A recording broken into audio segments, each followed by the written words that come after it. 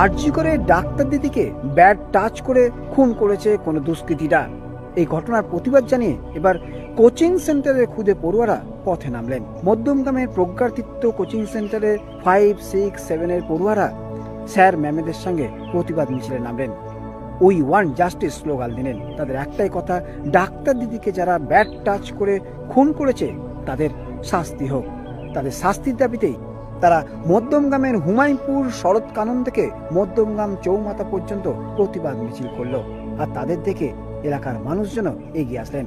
সকলে মিলে প্রতিবাদে গর্জে উঠলেন। তাদের একটাই দাবি, আরজি করে চিকিৎসক ছাত্রীকে যেভাবে ধর্ষণ করে নৃশংস হত্যা করা হয়েছে, এমন ন্যক্কারজনক ঘটনার দোষীদের একমাত্র শাস্তি হোক ফাঁসি।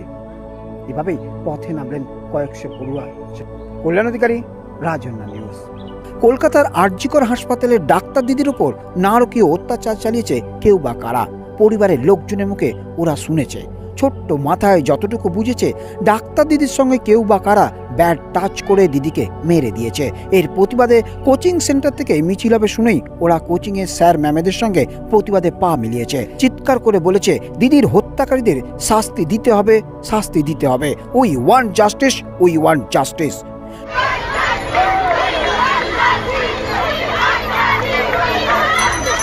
কোচিং সেন্টারের শিক্ষকদের সূত্রে জানা গেছে, পশ্চিমবঙ্গে সম্ভবত এই প্রথম কোনো কোচিং সেন্টার থেকে ছাত্রছাত্রীরা সম্মিলিতভাবে অরাজনৈতিক একটি শান্তিপূর্ণ মিছিলের মাধ্যমে প্রতিবাদ জানালো। আর যেটা সম্ভব হলো প্রজ্ঞাতীর্থ কোচিং সেন্টারে ছাত্রছাত্রীদের হাত ধরে।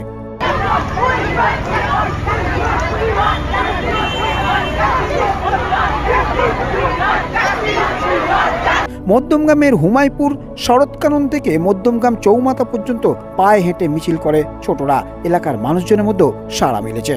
আরজি কর কাণ্ডের তদন্তভার সিবিআই হাতে তুলে দিয়েছে কলকাতা হাইকোর্ট। ঘটনার তদন্ত করছে কেন্দ্রীয় তদন্তকারী সংস্থাটি। আরজি কর হাসপাতালের প্রাক্তন অধ্যক্ষ সন্দীপ ঘোষকেও লাগাতার জেরা করা চলছে। কিন্তু সময় যত গড়াচ্ছে, মানুষজনের প্রতিবাদ আরো তীব্র হচ্ছে। কবে গ্রেপ্তার হবে বাকিরা? শাস্তি কবে দেবে দুষ্কৃতীদের? সর্বত্র এখন এই সমস্ত প্রশ্নই ঘোরাঘুরি করছে। কল্যাণ অধিকারী, রাজন্যা নিউজ।